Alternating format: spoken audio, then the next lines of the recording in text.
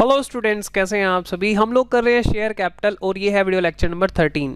अगर कोई स्टूडेंट ये वीडियो पहली बार देख रहा है तो उससे मेरा कहना है कि आप अकाउंट्स खजाना पर जाइए, प्लेलिस्ट चेक करिए, वहाँ पर शेयर कैपिटल की 12 वीडियोस आपको मिल जाएंगी बीकॉम पास या बीकॉम ऑनर्स के लिए। अगर क्लास 12 का स्टूडेंट भी इन वीडियोज़ को देखना चाहता है तो देख सकता है, उसको भी फ़ायदा होने वाला है। तो चलिए जल्दी से हम स्टार्ट कर लेते हैं आज की वीडियो। तो आज हम क्या करने वाले हैं, इस वीडियो में मैं आपको समझाने वाला हूं कैश बुक कैसे बनानी है और बैलेंस शीट कैसे बनानी है। देखो, बीकॉम लेवल पर आपसे cash book and balance sheet पूछी जा सकती है, क्योंकि यहाँ पर जो ये चैप्टर है कभी कभी 11 नंबर में और कभी कभी 15 नंबर में पूछा जाता है। इसलिए cash book and balance sheet को भी आपको बनाना आना चाहिए, वो आप इग्नोर नहीं कर सकते हैं। तो लास्ट वीडियो लेक्चर में, लेक्चर नंबर 12 में हमने इलस्ट्रेशन नंबर 19 डिस्कस किया था जे आर मोंगा बुक से। और अगर कोई पूछना चाहता है सर ये जे आर मोंगा का कौन सा एडिशन है, तो दोस्त ये 26th एडिशन है 2022 में, यानी 22 एडिशन आ चुका है मार्केट में। कुछ शॉप पर अभी है, कुछ पे नहीं है, तो अमेजोन पे जाके आप परचेज कर सकते हैं। 27th एडिशन जे आर मोंगा, लेकिन कोई ज़्यादा फर्क है नहीं, इसलिए ये आप क्वेश्चन यहाँ से दे सकते हैं। 26th एडिशन से भी आप कर सकते हैं, कोई प्रॉब्लम वाली बात नहीं है। चलिए जी, अब हम बात करते हैं कि यहाँ पर क्वेश्चन की रिक्वायरमेंट थी जर्नल एंट्री डालना, जो कि हमने लास्ट वीडियो लेक्चर में कवर कर ली है। Show cash book and prepare balance sheet, तो मैं यहाँ पर मेरा पूरा का पूरा फोकस है cash book and balance sheet के ऊपर। तो चलिए फटाफट से हम देखते हैं। ये हमारा क्वेश्चन था। सबसे पहले हम क्वेश्चन को रिवाइज करेंगे और फिर हम आगे बढ़ेंगे।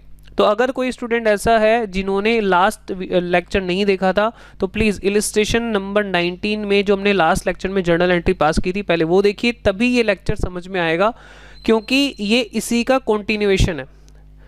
चलिए जी, कंपनी ने इशू करे थे 2 लाख शेयर्स, अप्लाई हुए थे 2,40,000, face value 10 rupees, issue price 12 rupees, application पर 5, अलॉटमेंट पर 4, 2+2, फर्स्ट कॉल पर 2, फाइनल पर 1 रुपये, और इस तरह से 12 रुपीज़ टोटल यहाँ पे मंगाए गए थे। सभी कॉल्स यहाँ पे ड्यू की गई थी और एप्लीकेशन पर पैसा आया था। उसके बाद यहाँ पर allotment, first call and final call, तीनों कॉल पर ही डिफ़ॉल्ट था। यहाँ पर 3 तरह के 3 कैटेगरी थी, जिसके अंदर कैटेगरी 1 को पूरी तरीके से अलॉटमेंट थी, कैटेगरी 2 में प्रोराटा अलॉटमेंट थी, 80 को 60, 60 को 40, कैटेगरी सी में भी प्रोराटा अलॉटमेंट थी। ठीक है, तो नॉर्मल है। कैटेगरी ए में यहाँ पर सभी को शेयर मिले थे। कैटेगरी बी में जिन्होंने अप्लाई किया था, जो डिफॉल्टर थे, उन्होंने अप्लाई किया था 1200 शेयर, उनको मिले थे 900 शेयर। कैटेगरी सी में यहाँ पे अलॉटेड दिए थे कैटेगरी सी के, और उनके अप्लाइड हमने निकाले थे 1800, उन्होंने अप्लाई किए थे और उनको मिले थे 1200 शेयर्स। ठीक है, यहाँ पे 1300 टोटल शेयर्स रीइशू करे गए थे। वैसे हमारे पास टोटल अलॉटेड शेयर जो कि फॉरफिट करे कंपनी ने, वो हैं हमारे पास 1000 प्लस 900 प्लस 1200, तो ये हमारे पास थे 3100, जिसमें से only and only 1300 share he 8 rupees पर शेयर के हिसाब से यहाँ पर इशू करे गए थे, जिसमें कैटेगरी ए के पूरे शेयर थे और कैटेगरी बी के सिर्फ 300 शेयर थे। मतलब 900 में से केवल उनके 300 शेयर ही रीइशू करे थे, बाकी 600 शेयर अभी भी कंपनी के पास ही हैं, रीइशू नहीं करे गए हैं। और कैटेगरी सी के जो 1200 शेयर है वो अभी तक रीइशू नहीं हुए हैं, वो कंपनी के पास ही हैं। चलिए जी, तो एक काम करते हैं, फटाफट से देखो, ये टेबल हमने सबसे पहले बनाई थी, यहाँ एक छोटी सी हमने टेबल बनाई थी, और उसके बाद यहाँ पे ये सारा काम हम ऑलरेडी कर चुके हैं। ठीक है, तो यहाँ पर मैंने टाइम सेव करने के लिए कैश बुक ऑलरेडी बना दी है। तो सबसे पहले हम कैश बुक बनाना सीखेंगे, जो कि बहुत सिंपल है। आप में से सभी स्टूडेंट को आता होगा, लेकिन कोई बात नहीं, फिर भी हो सकता है एक आधे स्टूडेंट को इसमें दिक्कत हो, तो मैं इसको समझा देता हूँ। बड़ा ही सिंपल सा कॉन्सेप्ट है कैश बुक का। कैश बुक का मतलब होता है यहाँ पे बैंक अकाउंट।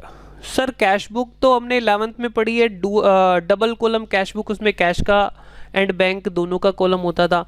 दोस्त, यहाँ पर कैश में कोई भी ट्रांजैक्शन नहीं होती है। जब कंपनी पैसे ले रही है शेयर होल्डर से, तो वो, या एप्लीकेंट से आप कह सकते हो, तो वो यहाँ पर चेक के थ्रू ही लेती है। तो यहाँ पर कहीं पर भी कैश नहीं है, तो कैश बुक का मतलब सिर्फ बैंक कॉलम से है यहाँ पर। तो हम इसको बोल सकते हैं ये एक बैंक अकाउंट है, जो कि हमने कई बार बनाया है। बड़े सारे चैप्टर में हमने बैंक अकाउंट बनाना सीखा है, तो इसमें मुझे नहीं लगता किसी स्टूडेंट को कोई ज़्यादा प्रॉब्लम आने वाली है। तो आप देखो, बैंक अकाउंट डेबिट साइड पर इंक्रीज होता है और क्रेडिट साइड पर डिक्रीज होता है, बिल्कुल सिंपल सी बात है।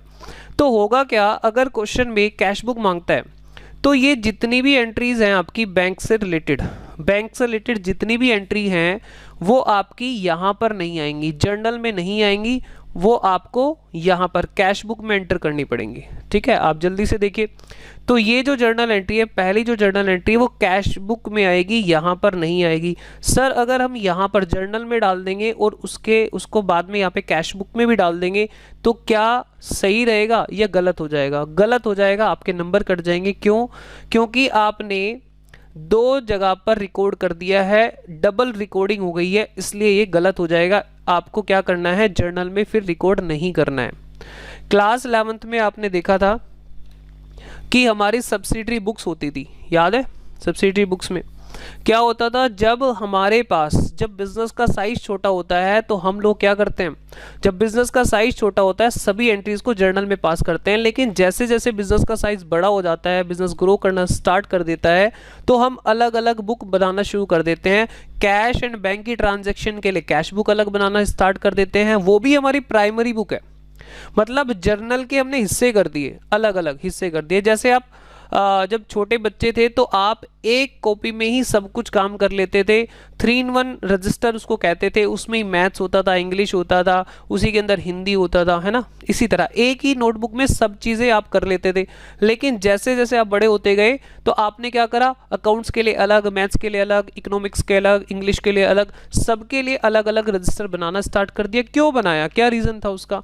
भाई वहाँ पे हमारा काम ज़्यादा बढ़ गया, तो इसलिए एक रजिस्टर में सभी सब्जेक्ट का काम होना मुश्किल हो जाता है, इसीलिए। तो यहाँ पर भी सेम वही है, अगर आपने जर्नल में भी रिकॉर्ड कर दिया और आपने कैश बुक में भी रिकॉर्ड कर दिया तो ये डुअल रिकॉर्डिंग हो जाएगी, डबल रिकॉर्डिंग हो जाएगी, तो इसलिए गलत हो जाएगा। चलिए जी, तो शेयर ये एंट्री कहाँ आएगी, जल्दी से इसकी पोस्टिंग करो, bank account debit to share application. तो ये एंट्री क्या कह रही है, पोस्टिंग करने का सिंपल रूल है। एंट्री क्या कह रही है, बैंक अकाउंट को डेबिट करो, शेयर एप्लीकेशन को क्रेडिट करो। हम कौन सा अकाउंट बनाने वाले हैं, बैंक अकाउंट। तो एंट्री कह रही है बैंक अकाउंट को डेबिट करो, लो जी डेबिट कर देते हैं। कितने से डेबिट करो सर, 12 लाख रुपीज से डेबिट कर दो। ये कैश बुक क्या है, बैंक अकाउंट ही है, तो 12 लाख रुपए से डेबिट कर दिया। और आपको डेबिट में क्या लिखना है, उसका रीजन जो अपोजिट साइड पर लिखा है। आप बीकॉम सेकेंड ईयर के स्टूडेंट है तो मैं इतनी उम्मीद कर सकता हूं कि आपको लेजर पोस्टिंग आती है, ठीक है। तो चलो, शेयर एप्लीकेशन 12 लाख रुपीस। उसके बाद आगे हम चेक करते हैं और कौन सी बैंक की एंट्री है। यहाँ पर कहीं पर भी बैंक नहीं है, सेकेंड एंट्री में चलते हैं आगे। फिर उसके बाद यहाँ पर भी कहीं भी बैंक नहीं है, फिर हमारा फोर्थ एंट्री में बैंक आ रहा है। तो ये एंट्री यहाँ ना करके कहाँ करोगे आप, कैश बुक में करोगे। तो एंट्री क्या करोगे, बैंक अकाउंट को डेबिट करो। कितने से डेबिट करो, 593,900, याद रखना 593,900। और लिखेंगे क्या, कभी भी बैंक अकाउंट में उसका खुद का नाम नहीं आएगा, अपोजिट आएगा, उसका रीजन आएगा, ठीक है। Share allotment 593,900। चलिए अब चेक कर लो, बैंक अकाउंट को हमने डेबिट कर दिया और क्या बोला 593,900 और क्या इसका रीजन दिया, शेयर अलॉटमेंट। सर हम अपोजिट साइड वाला ही क्यों लिखते हैं, उसका बड़ा सिंपल सा रीजन है। जब आप बाद में जाके कैश बुक को पढ़ना स्टार्ट करोगे, या आप बैंक अकाउंट भी बोल सकते हो उसको, बैंक अकाउंट को पढ़ना स्टार्ट करोगे तो आपको पता लगेगा हमारे पास 12 लाख रुपए आए तो कहाँ से आए, शेयर एप्लीकेशन से आए। हमारे पास 593,900 आए तो कहाँ से आए, शेयर अलॉटमेंट से आए। तो उसका रीज़न है, अगर आप यहाँ पे बैंक ही लिख देते तो आपको पता ही नहीं चलता पैसे कहाँ से आए।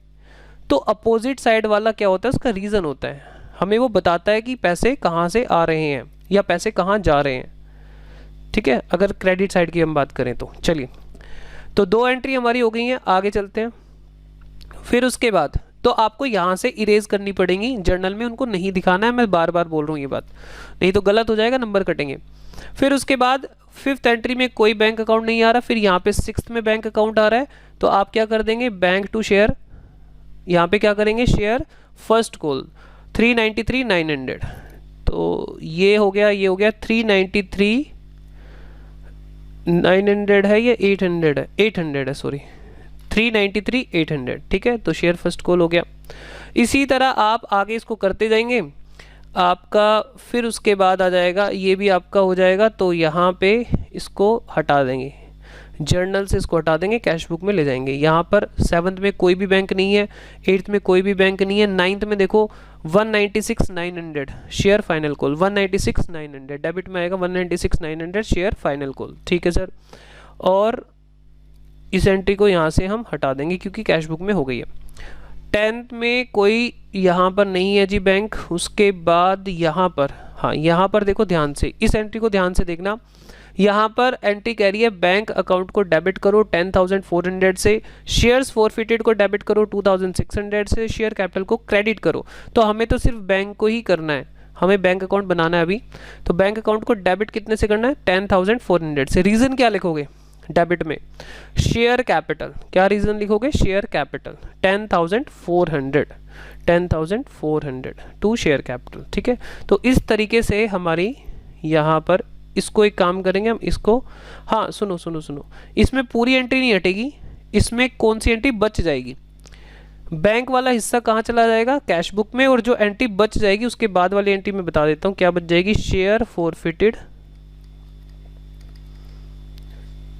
Forfeited to share capital. बच्चे कई बार ना इसमें गलती कर देते हैं, 2,600 ये बच जाएगी। बैंक वाला हिस्सा कहाँ चला जाएगा? कैश बुक में। और जो उसके बाद का जो हिस्सा है, क्योंकि शेयर कैपिटल में दो पार्ट हैं, 2,600 शेयर फॉरफिटेड का है और 10,400 बैंक के नाम का है। तो जो बैंक के नाम का नहीं है, शेयर फॉरफिटेड के नाम का शेयर कैपिटल में, वो यहीं पे रहेगा, ठीक है जी। चलिए, हाँ सर समझ में आया। Share forfeited to capital sir, last में कोई यहाँ पर बैंक की ट्रांजेक्शन अब नहीं बची है। तो इस तरह से हमारा बैंक अकाउंट, इसको समझो आप, कैश बुक बोले तो क्या है? बैंक अकाउंट है। तो मैंने यहाँ पे लिख भी दिया बैंक कॉलम है। अब यहाँ पे ये टोटल हमने कर लिया, इसका टोटल आ गया, ये हमारा टोटल बैंक बैलेंस आ गया 23,95,000। ओके जी। तो कैश बुक में मुझे नहीं लगता आपको कोई प्रॉब्लम आने वाली है, सिंपल सा कॉन्सेप्ट है। जितनी भी बैंक की एंट्रीज हैं वो सारी की सारी हमारी कहाँ आ जाएंगी? कैश बुक के अंदर।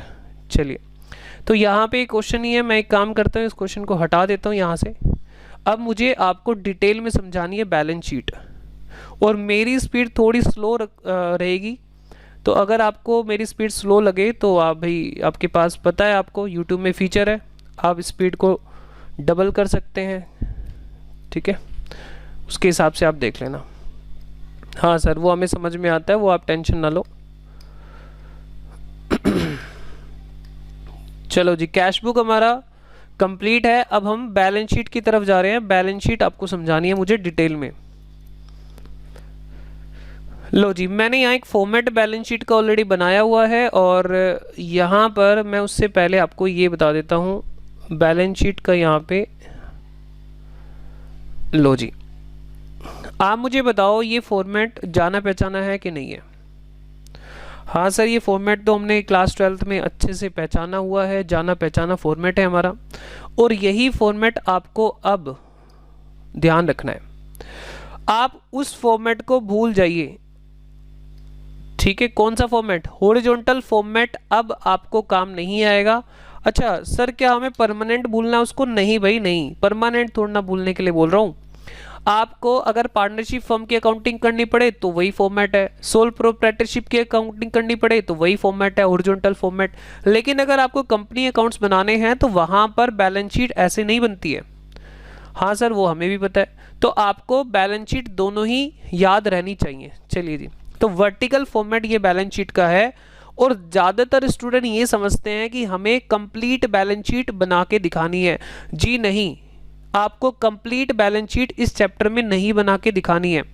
कंप्लीट बैलेंस शीट आपको बना के दिखानी होती है फाइनल अकाउंट के चैप्टर में। कॉर्पोरेट अकाउंटिंग में फाइनल अकाउंट आएगा एक चैप्टर, वहां पर आपको कंप्लीट बैलेंस शीट बना के दिखानी पड़ेगी। तो जितना जल्दी हो सके इस बैलेंस शीट को याद करने की कोशिश कर लीजिए, इस बैलेंस शीट से दोस्ती कर लीजिए। सर कैसे कर लें दोस्ती? बड़ी अजीबोगरीब टर्म्स हैं यहाँ पे। मैं आपको बताऊँ सबसे आसान तरीका क्या है इसका। अकाउंट्स खजाना पर जाओ, प्लेलिस्ट में जाओ, एक मिनट जरा, यहाँ पे ये फ्लाइट मोड पे लग गया है। नेट ऑन हो जाने दो ज़रा, मैं आपको बताता हूँ इसका तरीका क्या है, आपके लिए कैसे ही आसान रहेगी। ठीक है, कहाँ जाना है? अकाउंट्स खजाना पर जाना है और अकाउंट्स खजाना में जाना है प्लेलिस्ट में। प्लेलिस्ट में जाओगे तो यहाँ पर बैलेंस शीट टाइप करना, सर्च में बैलेंस शीट। ठीक है सर, जैसी बैलेंस शीट टाइप करोगे तो यहाँ पर देखो मेरी वीडियो आ गई है।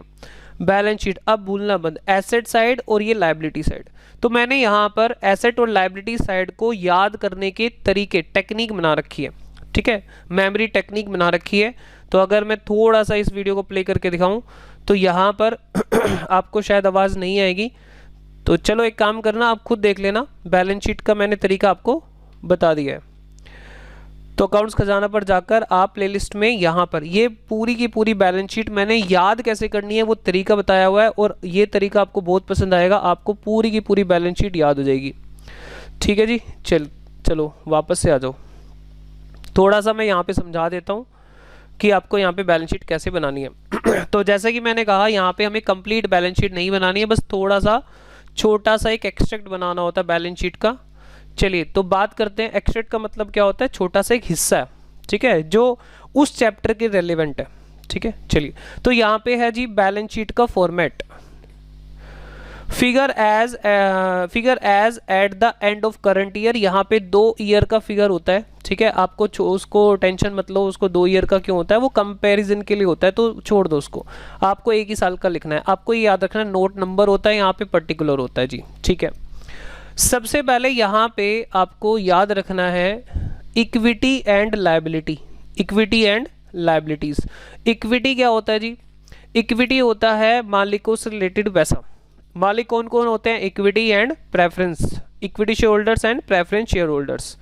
एंड लायबिलिटीज, तो पहले 2 पॉइंट तो मालिकों से रिलेटेड है, और अगले जो 2 पॉइंट है, नेक्स्ट 2 पॉइंट हमारे लायबिलिटीज यानी एक्सटर्नल लायबिलिटी है। पहले 2 पॉइंट मालिकों से रिलेटेड हैं, अगले 2 पॉइंट एक्सटर्नल लायबिलिटीज है। ठीक है, और इसी तरह एसेट्स, एसेट में यहाँ पे 2 पार्ट में इसको कैटेगराइज करा गया है, नॉन करंट एसेट और करंट एसेट। मैं आपको बताऊं, यहाँ पर इस चैप्टर में आपको पूरी बैलेंस शीट नहीं चाहिए, आपको थोड़ा सा समझना है, वो समझ लेते हैं। सबसे पहले बात आती है मालिकों के पैसों की। कंपनी में सबसे पहले हम बात करते हैं ओनर के फंड की। ठीक है, शेयर होल्डर्स फंड। तो यहाँ पे सबसे पहले लिखा होता है शेयर कैपिटल, और सेकंड नंबर पे लिखा होता है रिजर्व्स एंड सरप्लस। तो आप इसको कैसे याद करोगे? सीधी बात है भाई, सीधी बात है, बड़ा सिंपल तरीका है। मालिकों ने पैसा लगाया, क्या ये पैसा इन्वेस्ट करा गया है? हाँ या ना? मालिकों ने पैसा लगाया और मालिकों ने पैसा बचाया। मालिक सबसे पहले क्या करते हैं? बिजनेस में पैसा लगाते हैं, और इन्वेस्टमेंट से क्या होगा? उनको प्रॉफिट होगा, और उसके बाद उसमें से वो क्या करेंगे? प्रॉफिट में से कुछ पैसा बचाएंगे फ्यूचर के लिए। तो मालिकों ने पैसा लगाया शेयर कैपिटल, और मालिकों ने पैसा बचाया reserve and surplus. Sir share capital में क्या आती है? ये हमें नोट में बनानी पड़ेगी, इसकी डिटेल डिस्कशन हम अभी करने वाले हैं। और रिजर्व एंड सरप्लस, यहाँ पे आपके सभी रिजर्व आ जाएंगे। जिसके पीछे लिखा है रिजर्व, तो वो यहीं पे आएगा। सर इसके जल्दी जल्दी से एग्जांपल दे दीजिए रिजर्व्स। भैया आपके रिजर्व हैं capital reserve, security premium reserve, general reserve, debenture redemption reserve, workman compensation reserve, investment fluctuation reserve. जिसके पीछे रिजर्व आ गया वो यहाँ पे आ जाएगा। और जो हमारा जैसे P&L अकाउंट है उसके पीछे रिजर्व नहीं होता, लेकिन वो तब भी यहाँ पे आता है। P&L अकाउंट, P&L का जो भी बैलेंस है जिसको हम सरप्लस कहते हैं कंपनी में, अच्छा उसका नेगेटिव बैलेंस भी यहाँ पे आता है माइनस में।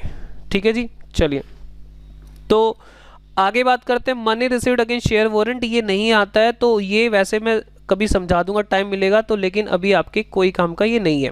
तो 2 ही बातें हैं, मालिकों ने पैसा लगाया और मालिकों ने पैसा बचाया। सर शेयर कैपिटल के ऊपर डिस्कशन करोगे? जी हाँ, अभी डिस्कशन करेंगे शेयर कैपिटल में क्या क्या आएगा। ठीक है, इसमें आपकी इक्विटी शेयर्स भी होते हैं, प्रेफरेंस शेयर कैपिटल भी होती है, दोनों ही होती हैं। तो यहाँ पे क्या क्या आएगा अभी देखते हैं थोड़ी देर बाद। Share application share application money pending allotment, ये वो पैसा होता है जो कि एप्लीकेशन मनी तो रिसीव हो गई है लेकिन अभी तक उनको अलॉटमेंट नहीं करी गई है। 31 मार्च आ गया है लेकिन अभी तक अलॉटमेंट नहीं करी गई है। ठीक है, एप्लीकेशन का पैसा आ गया, 31 मार्च खत्म हो गया, अभी तक उनको अलॉटमेंट नहीं करी गई है, वो पैसा यहाँ पर आता है जो कि आपको रेयर देखने को मिलता है। देखो भाई, फॉर्मेट जब बनाया है लॉ मेकर ने तो उन्होंने सभी बातों को कवर किया है, जरूरी थोड़ा ना हर बात हमारे काम आए, तो ये नॉर्मली काम नहीं आती है। चलिए, आए तो हम लिख देंगे, वैसे नहीं आती है। चलिए, नॉन करंट लाइबिलिटीज़ में यहाँ पर मैं आपको ये सब चीज़ें डिटेल में किसी अदर वीडियो में बताऊँगा। ये हमारे क्या होते हैं, जल्दी से मैं बता देता हूँ। लॉन्ग टर्म कंपनी यहाँ पे लोन लेती है, डिबेंचर से, बैंक डिपॉजिट्स, वो ये सब, ठीक है, फाइनेंशियल इंस्टीट्यूट से कोई भी बोरिंग कर रही है, उधार ले रही है, वो सब आता है। डेफर टैक्स लायबिलिटी ये छोड़ दो, आपके काम का नहीं है, जब इनकम टैक्स पढ़ोगे तब आप इस पॉइंट को समझ पाओगे, अदरवाइज आप नहीं समझ पाओगे। अदर लॉन्ग टर्म लायबिलिटीज़, इसमें लॉन्ग टर्म लायबिलिटीज़ में इसका एग्जांपल दे देता हूँ। आपने कभी कभी देखा हो, जब आपने क्लास 12th में डिबेंचर का चैप्टर पढ़ा था तो वहाँ पे एक एंट्री होती थी, loss on issue of debenture to premium on redemption. तो प्रीमियम ऑन रिडम्पशन, जो कि रिडम्पशन होने वाली आज से 5 साल के बाद, तो 5 साल बाद जो प्रीमियम आपको देना है रिडम्पशन के टाइम पर, वो यहाँ पर लायबिलिटी बना रहेगा, प्रीमियम ऑन रिडम्पशन। ठीक है, मैं ये चीज़ें आपको थोड़ा थोड़ा बस वैसे ही बता रहा हूँ। लॉन्ग टर्म प्रोविजंस, अगर कोई लॉन्ग टर्म प्रोविजंस हैं, जैसे एम्प्लॉयज़ का जो पैसा होता है उनको रिटायरमेंट के टाइम पे दिया जाता है, वो इसमें कवर होता है। ठीक है, प्रोविजंस क्या होते हैं हमारे, जिनका हम एक एस्टिमेट लगा सकते हैं, हमें कंफर्म नहीं होता कितना अमाउंट है, श्योर नहीं होता। ठीक है, शॉर्ट टर्म बोरिंग, आपका कोई लोन है शॉर्ट टर्म के लिए जिसका नाम है कैश क्रेडिट, बैंक ओडी वगैरह, वो इसमें आता है जी। अच्छा, ट्रेड पेबल, इसमें क्रेडिटर्स एंड बीपी आते हैं। ठीक है, अदर करंट लायबिलिटीज़, आपके कोई इलेक्ट्रिसिटी बिल आउटस्टैंडिंग है, सैलरी आउटस्टैंडिंग, मतलब कोई भी खर्चा आउटस्टैंडिंग है तो इसमें कवर हो जाता है। आपकी कोई भी इनकम एडवांस में मिल जाए तो इसमें कवर हो जाती है। शॉर्ट टर्म प्रोविज़न, आपके प्रोविज़न फॉर टैक्स, आपने कैश फ्लो स्टेटमेंट में ये पार्ट पढ़ा हुआ है। ठीक है जी, चलिए, तो मैं थोड़ा सा एक आइडिया दे देता हूँ और फिर बताऊँगा इस चैप्टर के लिए कितना पार्ट रेलिवेंट है। ठीक है, तो ये सब छोड़ दो इसमें यार, फटाफट से ये सब छोड़ दो, ये हमारे काम आएंगे नहीं तो हमारी वीडियो काफ़ी लंबी हो जाने वाली है। ये इन्वेंट्रीज आप जानते हो, स्टॉक होता है, trade receivable, debtor and BR होते हैं, हमें तो ये चाहिए कैश एंड कैश इक्विवेलेंट। ठीक है, इस चैप्टर के लिए कैश एंड कैश इक्विवेलेंट, इसमें क्या आता है, कैश हो या कैश के जैसा, यानी bank balance, short term deposit, marketable securities भी आते हैं, वो सब छोड़ दो, अभी याद रखो कैश एंड बैंक का बैलेंस है। शॉर्ट टर्म लोन एडवांसेस, किसी एम्प्लॉय को शॉर्ट टर्म के लिए लोन कंपनी ने दिया है, वो आ जाता है। करंट, अदर करंट एसेट्स में अगर कोई एसेट प्रीपेड एक्सपेंस वगैरह हैं वो आ जाते हैं। ठीक है, तो चलो, अभी मेरा इस बैलेंस शीट को डिटेल में डिस्कस करने का इरादा नहीं है, बस मैं चाहता हूँ इस चैप्टर के लिए जो पॉइंट रेलिवेंट है सिर्फ उनको डिटेल में डिस्कस करना चाह रहा हूँ। ठीक है सर, चलिए, तो इस चैप्टर के लिए कौन से पॉइंट रेलिवेंट हैं वो मैं आपको बता देता हूँ। सबसे पहले तो बात करेंगे ये वाला पॉइंट जी, शेयर कैपिटल। इस चैप्टर के लिए हमारा शेयर कैपिटल बड़ा ही इंपॉर्टेंट है, क्योंकि ये तो आना ही आना है शेयर कैपिटल के चैप्टर में। उसके बाद है reserve and surplus. Sir reserve and surplus क्यों? क्योंकि यहाँ पर सिक्योरिटी प्रीमियम रिजर्व भी होता है जो कि रिजर्व एंड सरप्लस का हिस्सा बनेगा, यहाँ पे कैपिटल रिजर्व भी होता है जो कि रिजर्व एंड सरप्लस का हिस्सा ही बनेगा। अच्छा, और कौन सा पार्ट इंपॉर्टेंट होता है यहाँ पे? देखो, ये वाला पार्ट वैसे यहाँ पे इंपॉर्टेंट नहीं होता है, शेयर एप्लीकेशन में नहीं, इसको भी हटा दो। और कौन सा है, और भी मैं हाईलाइट कर देता हूँ आपके लिए। यहाँ पे आपका आ जाता है अदर करंट लायबिलिटी में, यहाँ पे ये वाला पार्ट। कभी कभी कॉल्स इन एडवांस होती हैं, यहाँ पे हमारा ईयर ख़त्म हो जाता है और कॉल्स इन एडवांस होती हैं, तो वो इसमें आ जाती हैं, कॉल्स इन एडवांस। ठीक है, तो वो इसमें कवर होता है, क्योंकि कॉल्स इन एडवांस एक लायबिलिटी होती है, करंट लायबिलिटी कंपनी के लिए। फिर और इसमें क्या आ सकता है जी, और आ सकता है एसेट साइड पर ये वाला हिस्सा, कैश एंड कैश इक्विवेलेंट। ठीक है, तो ये वाला हिस्सा कहाँ आ जाता है आपका, कैश एंड कैश, यानी जो बैंक बैलेंस है हमारा यहाँ पे, वो सारा का सारा कहाँ पे आएगा, कैश एंड कैश इक्विवेलेंट में। अगर आप मोटा मोटा देखो तो कुल मिला के 3-4 आइटम ही हमारे काम की हैं बैलेंस शीट में से इस चैप्टर के लिए। Again I repeat, share capital के चैप्टर के लिए पूरी बैलेंस शीट कभी नहीं चाहिए होती, बस 3-4 आइटम पे मास्टरी कर लो, बस आपकी बैलेंस शीट बन गई। तो आओ जरा मैं आपको थोड़ा सा डिटेल में यहाँ पे कवर कराता हूँ ये। सबसे ज़्यादा इम्पोर्टेंट जो है यहाँ पे है शेयर कैपिटल का नोट, जो कि ये नोट का मतलब होता है डिटेल्स यानी वर्किंग नोट। ठीक है, आप नोट को ये समझो 2 मिनट के लिए, वर्किंग नोट डिटेल। अगर किसी को शेयर कैपिटल में डिटेल में जानना है कि इसमें क्या क्या चीज़ें हैं, कितने इक्विटी शेयर है, प्रेफरेंस शेयर है, तो वो जाके नोट 1 में चेक कर ले। रिजर्व एंड सरप्लस में टोटल आपको यहाँ पे मिलेगा, अगर वो डिटेल में जानना चाहता है नोट नंबर 2 में जाके डिटेल में चेक कर ले। चलो जी, तो मैं शेयर कैपिटल के ऊपर डिस्कशन कर रहा हूँ। सबसे पहले ये मैंने आपकी क्लास 12th की बुक से उठाया है। तो यहाँ पर सबसे पहले देखो इक्विटी एंड लायबिलिटी, ये बैलेंस शीट का एक फॉर्मेट है, छोटा सा एक्सट्रैक्ट है। और यहाँ पे आ रहा है share holder fund. Share holder fund में सबसे पहली आइटम निकल के आती है शेयर कैपिटल। शेयर कैपिटल में हमने लिखा नोट 1।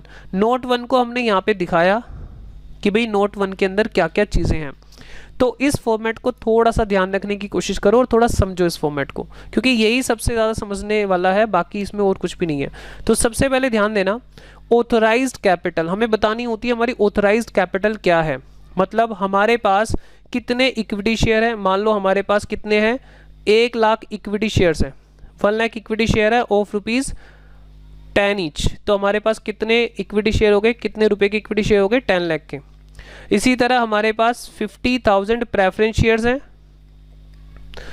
₹10 ईच वाले। तो हमें ये बताना होता है कि भाई डिटेल बतानी होती है हमारे पास कितने शेयर हैं और कितनी वैल्यू के हैं। ठीक है, तो ऑथराइज कैपिटल टोटल कितनी है, 15 लाख। अगर क्वेश्चन में इसकी इन्फॉर्मेशन है तो आप जरूर दिखाइए, अगर इन्फॉर्मेशन नहीं है तो आप इसको छोड़ सकते हैं। तो ऑथराइज कैपिटल आपको समझ में आ गया। सबसे पहले लोगों को आपको बताना होता है शेयर होल्डर्स को कि भाई हमारे पास 1 लाख इक्विटी शेयर है ₹10 वाले और 50,000 प्रेफरेंस शेयर है ₹10 वाले। तो टोटल हमारे पास ऑथराइज कैपिटल है 15 लाख रुपीज़। और यहाँ पे डबल लाइन डालने का मतलब होता है ये आपके कैलकुलेशन, ये जो आप टोटल करोगे यहाँ पर इसका, उसमें कंसिडर नहीं होगी, ये सिर्फ इंफॉर्मेशन देने के लिए है, लोगों को बताने के लिए। ठीक है जी। इशूड कैपिटल, अब तुम्हें अपने शेयर होल्डर को बताना होता है कि भाई आपने 1 लाख इक्विटी शेयर आपके पास थे, आपने कितने इशू करे। एग्जाम्पल के लिए कंपनी ने इशू करे 70,000, 30,000 वो बाद में कभी इशू करेगी। तो 70,000 इशू करे ₹10 वाले इक्विटी शेयर, तो कितने हो गए ये 7 लाख। और यहाँ पे 50,000 में से इन्होंने करे 40,000 प्रेफरेंस शेयर अभी, बाकी 10,000 बाद के फ्यूचर के लिए रख लिए। तो ₹10 वाले तो कितने हो गए जी 4 लाख। तो यहाँ पे इशूड कैपिटल को भी आपको यहाँ पे डबल लाइन से बंद कर देना है, ये भी इंफॉर्मेशन के लिए होती है, इंफॉर्मेशन देने के लिए। अपने शेयर होल्डर को सिर्फ बता रहे हैं कि भाई ऐसे ऐसे हमने इतनी ऑथराइजेशन थी, इतने हमने इशू करे हैं। उसके बाद यहाँ पे असली काम स्टार्ट होता है यहाँ से, जो कि हमारे बैलेंस शीट में अपीयर होगा, जो टोटल ये। तो यहाँ से बात को ध्यान से समझते जाना आप। मैं फिर बोल रहा हूँ, थोड़ा सा डिटेल डिस्कशन में कर रहा हूँ ताकि आपको बाद में ये चीज़ परेशान ना करे और आपको कोई और वीडियो देखने की ज़रूरत ही ना पड़े। तो ध्यान से थोड़ी सी बातों को सुन लीजिए। तो यहाँ पे लिखा है सब्सक्राइब्ड कैपिटल, जो लोगों ने सब्सक्राइब किया है, असली काम तो वहीं से स्टार्ट होगा। यहाँ पे हमारी 2 कैटेगरी बनती हैं सब्सक्राइब्ड में, एक तो है subscribed and fully paid up, एक है subscribed but not fully paid up. Sir इसमें कौन से आएंगे, इसमें वो आ जाएंगे जिन्होंने पूरे पैसे दे दिए, जिन्होंने पूरे पैसे दे दिए। मान लो हमने पूरी की पूरी कॉल मंगाई है, यानी अगर ₹10 था, जैसे एग्जांपल के लिए इशू इतने हुए थे और हमने क्या किया सब्सक्राइब, 1 मिनट इसको थोड़ा सा ऐसे समझाता हूँ मैं। 50,000 में से 70,000 में से यहाँ पे 50,000 शेयर ऐसे हैं जिन्होंने पूरे ₹10 दे दिए हैं। हमने पूरे पैसे मंगाए, उन्होंने पूरे पैसे दे दिए, तो कितने हो गए यहाँ पे 5 लाख। और प्रेफरेंस शेयर यहाँ पे जिन्होंने पूरे पैसे दे दिए वो हैं यहाँ पे 30,000। 40,000 हमने इशू करे थे, 40,000 हमने इशू करे थे, ध्यान से देखना। 30,000 ने ही पूरे पैसे दिए, 10,000 ने पूरे पैसे भी नहीं दिए। और इसमें से 70,000 इक्विटी शेयर हमने इशू करे थे और उसमें से कितने 50,000 ने ही पूरे पैसे दिए। इसमें से भी 20,000 ने पूरे पैसे नहीं दिए। मैं लिख देता हूँ यहाँ पे 20,000 ने भी पूरे पैसे नहीं दिए, इसमें 10,000 ने पूरे पैसे नहीं दिए। तो उनको हमने किस कैटेगरी में डाला, सब्सक्राइब तो किए उन्होंने बट नॉट फुल्ली पेड। ठीक है, तो हम यहाँ पे क्या बोलेंगे, यहाँ पे कितने हैं, 20,000 इक्विटी शेयर है, 20,000 इक्विटी शेयर है 10 रुपीज़ वाले, और कितना कोल्ड अप किया, 10 ही मंगाया हमने, 20 रुपये 20,000 इक्विटी शेयर पर 10 रुपीज़ था और 10 ही हमने मंगाया है। तो यहाँ पे टोटल कितना मंगाया है, 2 लाख कॉल्स इन एरियर। और मैं ये कह रहा हूँ आपको कि यहाँ पर 20,000 शेयर पर फाइनल कॉल इक्विटी शेयर पर 3 रुपीज़ की थी, ये फाइनल कॉल थी इक्विटी शेयर की, फाइनल कॉल। तो उन्होंने ये नहीं दिया, उन्होंने ये अमाउंट नहीं दिया, मतलब 60,000 नहीं दिया। तभी तो हम उनको किस कैटेगरी में डाल रहे हैं, तभी हम उसको किस कैटेगरी में डाल रहे हैं, सब्सक्राइब तो थे ये लेकिन पूरे पेड नहीं थे, फुली पेड नहीं थे। तो 2 लाख में से 60,000 के पैसे नहीं आए, तो यहाँ पे हो गए 140, समझाने के लिए बता रहा हूँ। इसी तरह से प्रेफरेंस शेयर 30,000 के थे यहाँ पर, मतलब टोटल 40,000 सब्सक्राइब हुए थे, लेकिन 30,000 के तो पूरे पैसे आ गए थे, 10,000 के पूरे पैसे नहीं आए थे। तो उसको हम समझ लेते हैं। 10,000 प्रेफरेंस शेयर पर कितने रुपए हमने मंगाए 10 रुपीज़ का एक था और हमने मंगाए थे 10 रुपये, तो यहाँ पर 1 लाख रुपए मंगाए गए थे। कॉल्स इन एरियर, यहाँ पर भी क्या हुआ, कॉल्स इन एरियर हुआ। 10,000 शेयर पर फाइनल कॉल, इसमें हम मान लेते हैं 2 रुपीज़ की थी, प्रेफरेंस शेयर में फाइनल कॉल क्या थी, 2 रुपीज़, जो कि इन्होंने नहीं दी। तो यहाँ पे कॉल्स इन एरियर कितना हुआ, डिफ़ॉल्ट कितना रहा, 20,000 का। तो यहाँ पे इस कैटेगरी पे कितने मिले, प्रेफरेंस शेयर से कितना मिला, 80,000। और लास्ट में यहाँ पे जो शेयर्स फॉरफिट करे गए थे, अब यहाँ पे मान लो कोई शेयर फॉरफिटेड नहीं है तो मैंने यहाँ पे कोई भी अमाउंट नहीं लिखा। लेकिन कभी कभी ऐसा होता है कि हमने शेयर फॉरफिट तो कर लिए हैं लेकिन उनको रीइशू नहीं करा है, मतलब उनका फॉरफिटेड अकाउंट में बैलेंस बचा हुआ है। तो अगर फॉरफिटेड में कोई बैलेंस बचा हुआ है तो आप सबसे लास्ट में आके यहाँ पे ऐड कर देंगे। ध्यान दो, शेयर कैपिटल का जो नोट होगा उसी के अंदर हमारा शेयर फॉरफिटेड सबसे लास्ट में आके ऐड होगा। यहाँ पर इस क्वेश्चन में कुछ नहीं है बैलेंस, आपके क्वेश्चन में जरूर आएगा, तो आप इसको यहाँ पे ऐड कर लेना सबसे लास्ट में, ठीक है, सबसे लास्ट में आप इसको ऐड कर लेंगे। Amount to be shown in balance sheet against share capital, ठीक है। ये जो फाइनल अमाउंट होगा, जैसे इस केस में अगर हम बात करें तो सिर्फ इतना ही हम ऐड करेंगे। जो ऊपर वाला हिस्सा है मैंने आपको बताया था जिसमें हमने डबल लाइनें लगाई हैं ऑथराइज्ड में और इशूड में, वो हमें टोटल में ऐड नहीं करना है, हमें यहाँ से ऐड करना है, ठीक है। 5, और अगर आप ये करोगे 5 + 140, ठीक है, और 80, 7,20,000। तो इस तरीके से आपको शो करना होता है। देखो सही तरीका तो यही है, लेकिन क्या होता है ना, हमारे पास टाइम नहीं होता, क्योंकि शेयर कैपिटल का जो क्वेश्चन है वो अपने आप में ही पहले ही बहुत बड़ा होता है, तो हमारे पास टाइम नहीं होता है। तो उस केस में हम कैसे बना सकते हैं, उस केस में हम छोटा सा कर सकते हैं, इसको हम लिख सकते हैं इस तरह से, issued, subscribed and fully paid up, issued, subscribed and fully paid up, ठीक है। चलो मैं करके बताता हूँ आपको, क्योंकि मैंने बैलेंस शीट का नीचे फॉर्मेट बना रखा है, तो उसी में करके बताता हूँ, तो आपको शायद वो बात अच्छे समझ में आ जाएगी। तरीका वैसे यही है, आपके पास टाइम है तो इस तरह से दिखाइए, और टाइम नहीं है तो उसका भी एक तरीका मैं आपको बताता हूँ कि कैसे करना पड़ेगा एग्जाम में। चलिए, तो एक काम करते हैं, अपने क्वेश्चन पे आते हैं और देखते हैं यहाँ पर हमारे पास क्या क्या बैलेंसेस बचे हैं। अब देखो क्या करना है, सुनो ध्यान से। आपने जैसे ही क्वेश्चन कर लिया, तो आप यहाँ पर चेक करो इन एंट्रीज में से कौन कौन से अकाउंट बचे हुए हैं, क्योंकि हमें क्या बनानी है, बैलेंस शीट बनानी है भाई, बैलेंस शीट। तो बैलेंस शीट कैसे बनती है, जो जो बैलेंस बचे हैं उनको उठाओ और बैलेंस शीट में डाल दो। तो चेक तो कर लो, एक बार चेक कर लो। आपको एक जर्नल एंट्री यहाँ पे देख लेनी है। मुझे बताओ फटाफट से, सबसे पहले कौन सा अकाउंट आ रहा है? सबसे पहले आ रहा है यहाँ पर बैंक अकाउंट, सबसे पहले आ रहा है bank account. Sir bank account की तो सारी ट्रांजैक्शन हमने कैश बुक में डाली हुई है, तो हाँ आपके लिए ये सब आसान हो गया। अब तो सीधा आपको बैंक को ऐड या लेस करने की जरूरत है ही नहीं, आप सीधा उठाओ 23,95,000, 23,95,000। इन सब की नेट क्या एंट्री बनी है वो आपको यहाँ पर लिखनी है। ध्यान दो, इन सब की नेट एंट्री निचोड़ लिखना है, वही तो बैलेंसेस है, उनको बैलेंस शीट में डालना है हमें।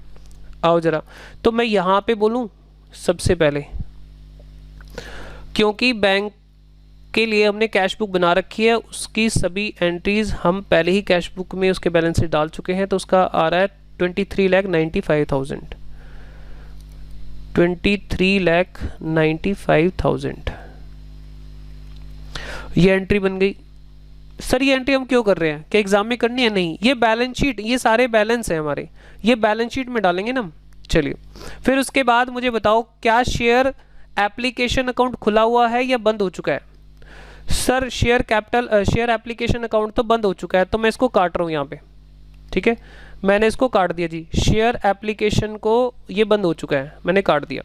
उसके बाद आपको नहीं काटना है, मैं समझाने के लिए काट रहा हूँ, ठीक है। उसके बाद शेयर अलॉटमेंट, टेम्परेरी अकाउंट के पीछे बढ़ जाओ पहले, शेयर एप्लीकेशन, शेयर अलॉटमेंट।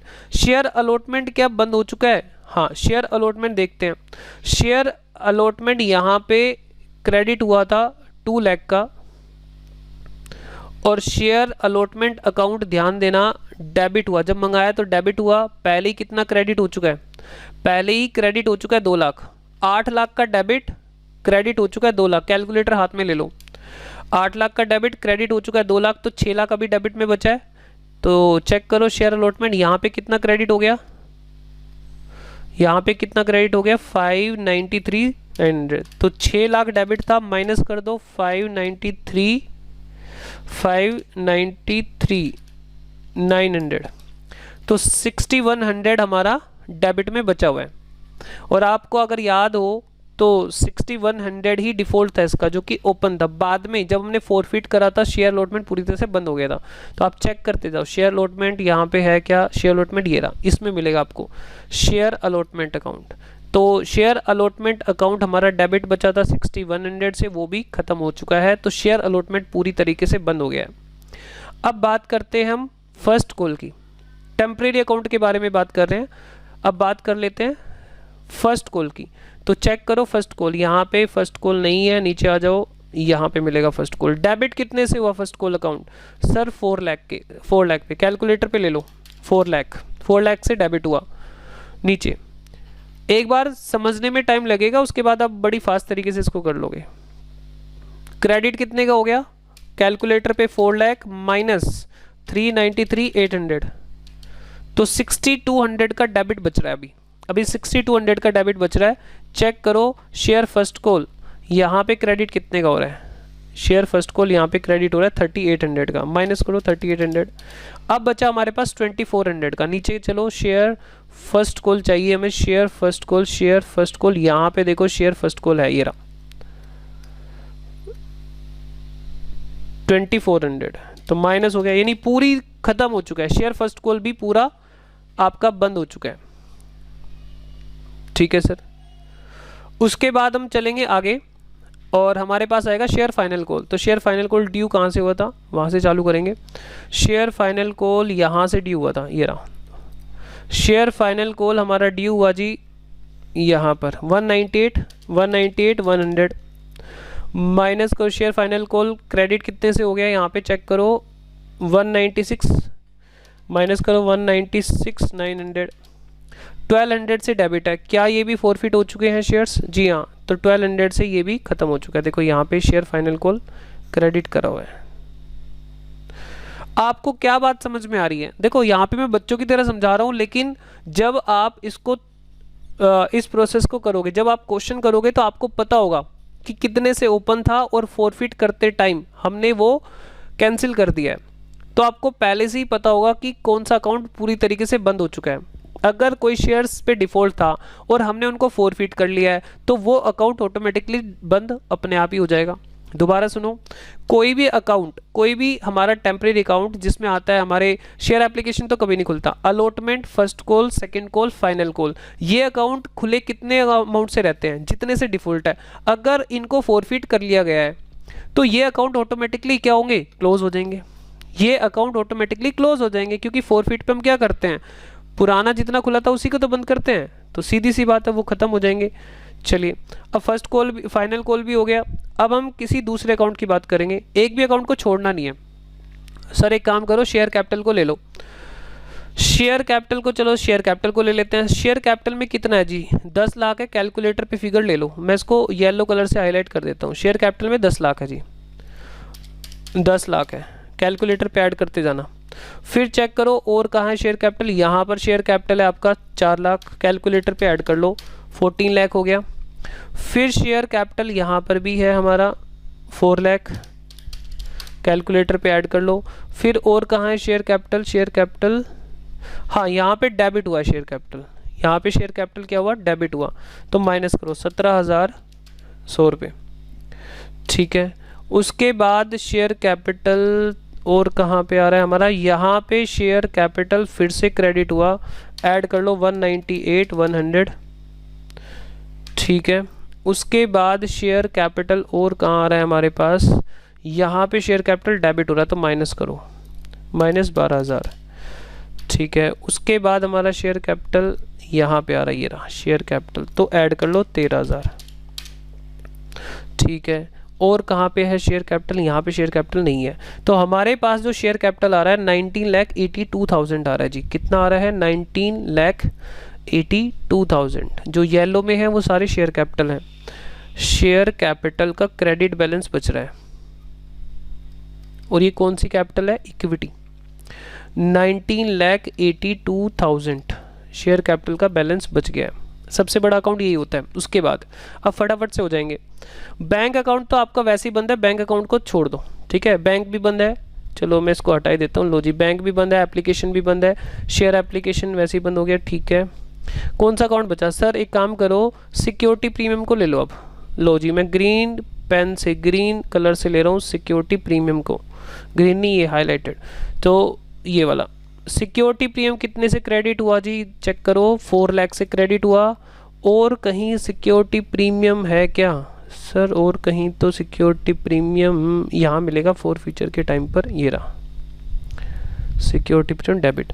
तो क्रेडिट कितने से होता, 4 लाख, 4 लाख से क्रेडिट बैलेंस है, और डेबिट हुआ 3800 से, माइनस कर दो 396,200। और चेक करो सिक्योरिटी प्रीमियम और कहीं तो नहीं है, नहीं जी, सिक्योरिटी प्रीमियम और कहीं भी नहीं है। 396,200 सिक्योरिटी प्रीमियम का क्रेडिट बैलेंस है। सिक्योरिटीज प्रीमियम रिजर्व का क्रेडिट बैलेंस है 396,200।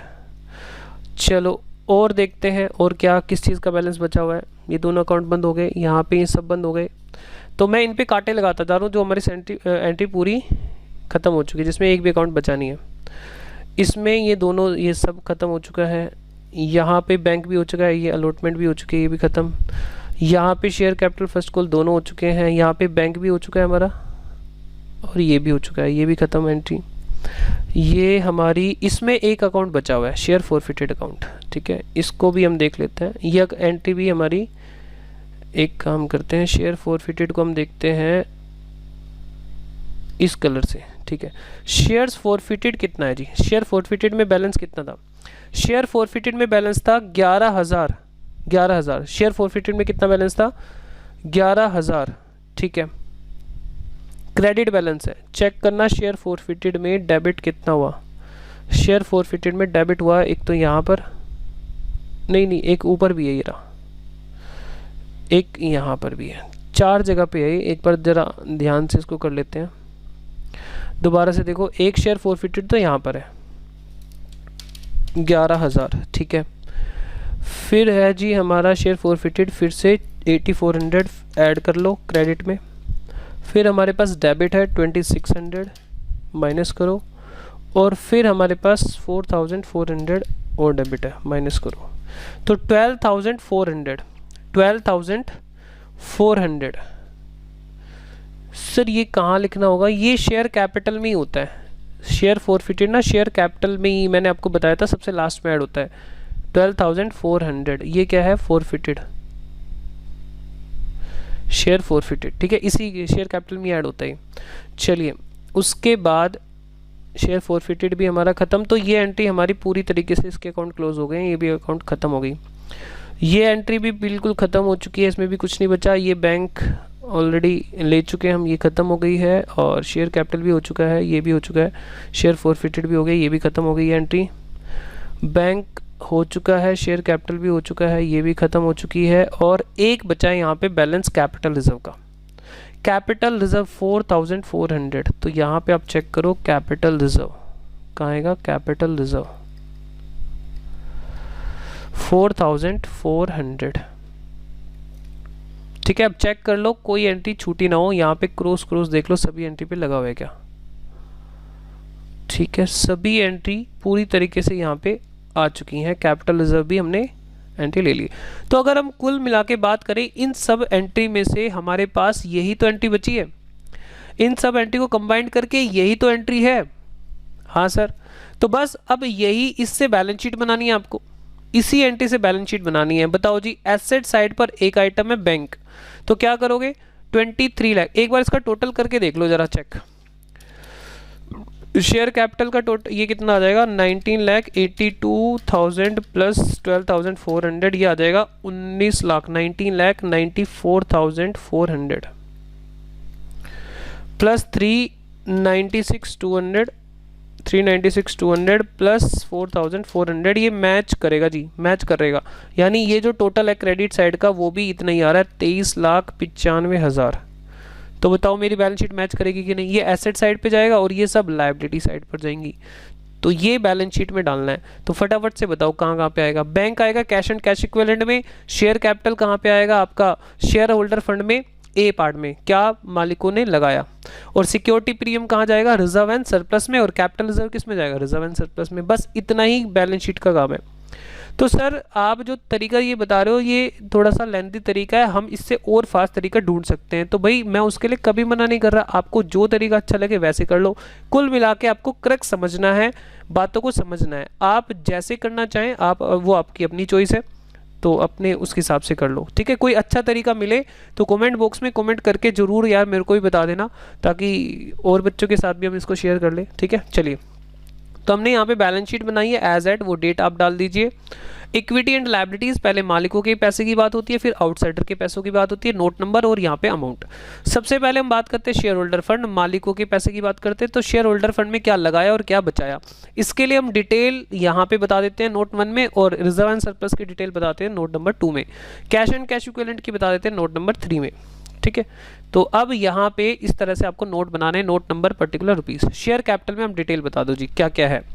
आप ये कहो जी, मैंने आपको बोला था कि भाई या तो वो एक बड़ा तरीका है जिसमें मैंने आपको समझाया था पूरा का पूरा, ऑथराइज्ड और ये सब, issued, subscribed and fully paid, subscribe but not fully paid, ऐसे बता दो। या इसका एक छोटा सा तरीका है, आप ये करो यहाँ पे issued, subscribed and fully paid. Issued ऐसे लिखो, इशूड, सब्सक्राइब्ड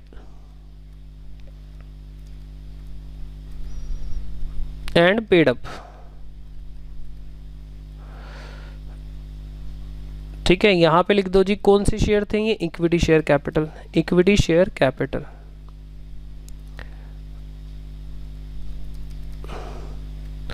ठीक है, कितना था इक्विटी शेयर कैपिटल, यहाँ पे कहाँ गई वो जर्नल एंट्री, मैं इसको थोड़ा सा नीचे कर लेता हूँ, बहुत ज़्यादा ऊपर लिखी हुई है।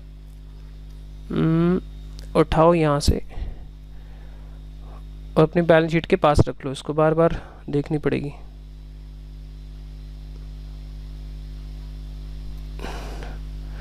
ओहो, ये तो बैलेंस शीट के बिल्कुल ही ऊपर बैठ गई, यहाँ रख लो।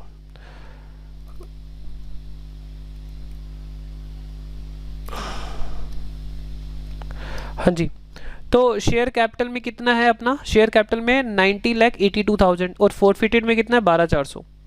19,82,000, यहाँ पे लिखो 19,82,000 शेयर कैपिटल का है।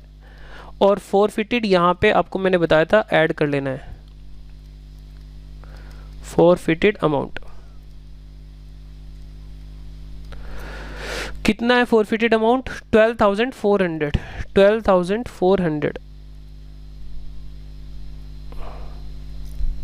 तो ये हमने टोटल कर ही लिया था, ये आया था 19,94,400, 19,94,400। तो ये कहाँ जाएगा, ये बैलेंस शीट में चला जाएगा, 19,94,400, 19,94,400। चलो second reserve and surplus, note number second reserve and surplus, इसमें हमारे पास क्या है जी, यहाँ पे देखो हमारे पास शेयर कैपिटल हमने कर लिया, सिक्योरिटी प्रीमियम है और कैपिटल रिजर्व है 396,200, सिक्योरिटी प्रीमियम रिजर्व है, सिक्योरिटीज प्रीमियम रिजर्व कितना है 396,200, 396,200 और कैपिटल रिजर्व है,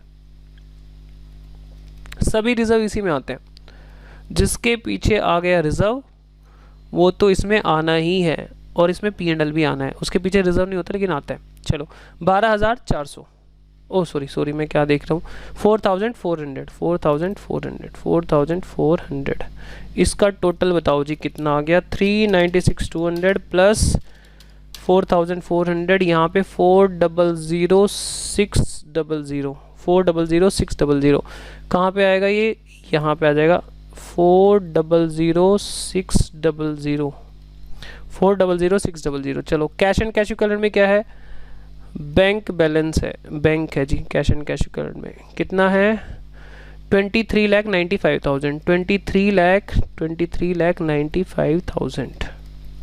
तो ये आपको यहाँ पे लिख देना है 23,95,000, ठीक है। अब इसको आप ज़रा टोटल करके देखिए, ये मैच होना ही होना है, इसमें कोई दो राय वाली बात नहीं है, क्योंकि अब हमने ऊपर एंट्री करी हुई है 23,95,000 ये आ गया जी और 23,95,000 ये आ गया, ठीक है सर।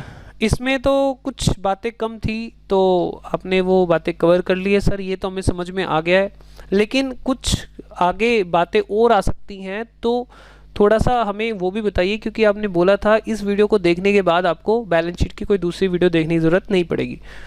चलो जी, मैंने कमिटमेंट किया था आपके साथ तो आपके डाउट ले लेता हूँ और भी। चलो सर, और इसमें एक बार पॉसिबिलिटी हम चेक कर लेते हैं, यहाँ पे कितने अकाउंट ओपन रह सकते हैं। चलो जी, एक एक करके पॉसिबिलिटी चेक करते हैं। तो मुझे बताओ, बैंक का अकाउंट तो हमेशा ही होगा यहाँ पर, तो जिसको आप किस में डाल लोगे, कैश एंड कैश इक्विवेलेंट में डाल लोगे, ठीक है सर। और यहाँ पे सर एक काम करो, आप यहाँ पे ना शेयर कैपिटल हमेशा खुला होगा, तो उसको किस में डाल लोगे आप, शेयर कैपिटल का जो नोट हमने सीखा है उसमें डाल लेंगे, ठीक है सर। इसमें और खुला अकाउंट क्या रह सकता है सर, इसमें कॉल्स इन एडवांस भी कभी कभी खुला रह सकता है। अगर मान लो कॉल्स इन एडवांस खुला रह गया है, कैसे रह सकता है calls in advance, calls in advance ऐसे रह सकता है, सपोज आपका अलॉटमेंट पर एडवांस आ गया है फाइनल कॉल के लिए, और आपका 31 मार्च आ गया है, यानी आपका ईयर एंड आ गया है और आपका कॉल्स इन एडवांस आया था फाइनल कॉल के लिए, तो वो एक अकाउंट ओपन रहेगा, क्योंकि अभी भी वो एडजस्ट नहीं हो पाया है। तो उसका बैलेंस कहाँ लिखोगे आप, करंट लायबिलिटी में, कहाँ लिखोगे, करंट लायबिलिटी में, बैलेंस शीट में आएगा करंट लायबिलिटी में, other current liabilities, other current liabilities. Sir other current liability ये क्यों है, सीधी बात है भाई, ये पैसा कंपनी को जल्दी ही एडजस्ट करना है, तो ये अदर करंट लायबिलिटी में आएगा इसलिए, ठीक है। उसके बाद क्या आ सकता है इसमें, सिक्योरिटीज प्रीमियम रिजर्व आ सकता है। सर ये तो आपने बता दिया, सिक्योरिटी प्रीमियम रिजर्व अगर है तो ये कहाँ पे आएगा, रिजर्व एंड सरप्लस में आएगा, ठीक है सर। अगर फोरफीट हम शेयर कर लेते हैं तो फोरफीट के बाद जो पैसा जाता है कैपिटल रिजर्व, तो वो भी इसमें एक अकाउंट ओपन रह सकता है कैपिटल रिजर्व, तो वो भी हमें समझ में आ गया, रिजर्व एंड सरप्लस में जाएगा। सर इसके अंदर कभी कभी ऐसा हो सकता है, कोई कॉल हमने मंगाई हो और उसके पैसे नहीं आए हो, ठीक है, उसके पैसे नहीं आए और हमने फोरफीट भी ना करा हो, है ना, कोई कॉल मंगाई हो और उसके पैसे ना आए हो, हमने फोरफीट भी ना करे हो, उसी को तो हम कॉल्स इन एरर कहते हैं। जैसे फाइनल अकाउंट खुला हुआ है, फाइनल अकाउंट खुला हुआ है और उसके हमने फोरफीट भी नहीं किए, तो फाइनल अकाउंट ही खुला हुआ है, शेयर फाइनल अकाउंट खुला हुआ है, तो वो जो अमाउंट खुला हुआ है वही तो कॉल इन एरियर है। उसको हम कहाँ दिखाते हैं, आपको मैंने अभी थोड़ी देर पहले ही समझाया था, उसको हम यहाँ दिखाते हैं, ये रहा कॉल्स इन एरियर, जो हमने अभी तक फोरफिट नहीं करे हैं, वो अकाउंट खुला हुआ है। जैसे शेयर फाइनल अकाउंट खुला रह गया, साल खत्म हो गया, हमने फोरफिट भी नहीं करा, यानी बंद नहीं हुआ वो, तो वही तो कॉल इन एरियर है, वो यहाँ दिखाते हैं माइनस करके, ठीक है, माइनस करके। फॉरफिटेड है तो प्लस करेंगे यहाँ पे शेयर कैपिटल के अंदर, और अगर कॉल्स इन एरियर है, कोई अकाउंट ओपन रह गया है तो वो माइनस करेंगे, इतना याद रखो। ठीक है सर, और इसमें क्या आ सकता है जी, और क्या आ सकता है?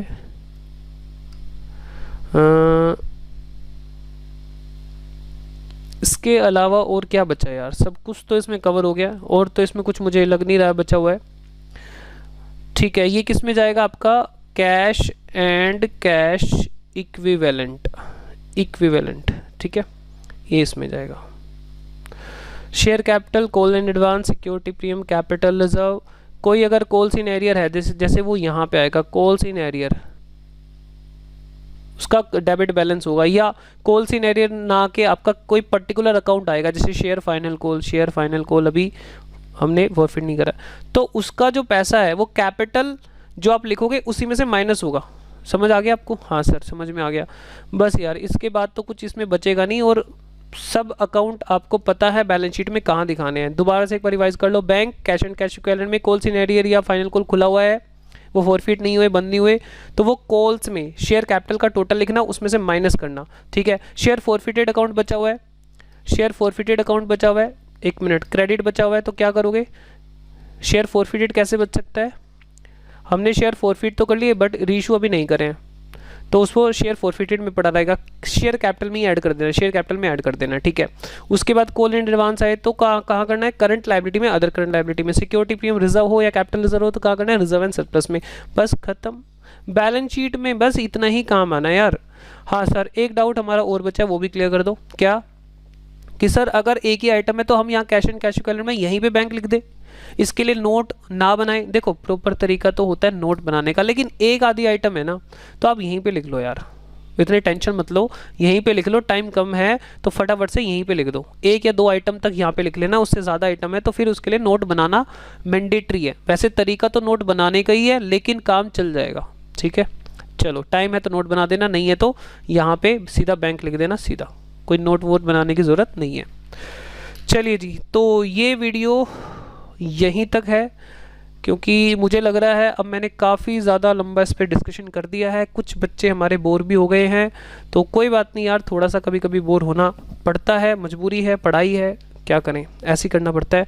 चलिए फ्रेंड्स, अगर ये वीडियो आपको पसंद आई है तो नीचे कमेंट बॉक्स में अपना प्यार मुझे दिखाइए कि आप हमें सपोर्ट कर रहे हैं कि नहीं कर रहे हैं, और अगर आपको ये वीडियोज़ अच्छी लग रही हैं तो आप प्लीज़ इनको लाइक करिए, शेयर करिए, और अपने अच्छे अच्छे कमेंट्स ज़रूर करते रहिए, उससे मोटिवेशन लेवल काफ़ी बढ़ता है। आप लोगों के सपोर्ट की मुझे काफ़ी ज़्यादा ज़रूरत है, तो फ्रेंड्स प्लीज़ अपना सपोर्ट देते रहिए। चलिए फ्रेंड्स, मिलते हैं नेक्स्ट वीडियो में। Till then take care, bye bye.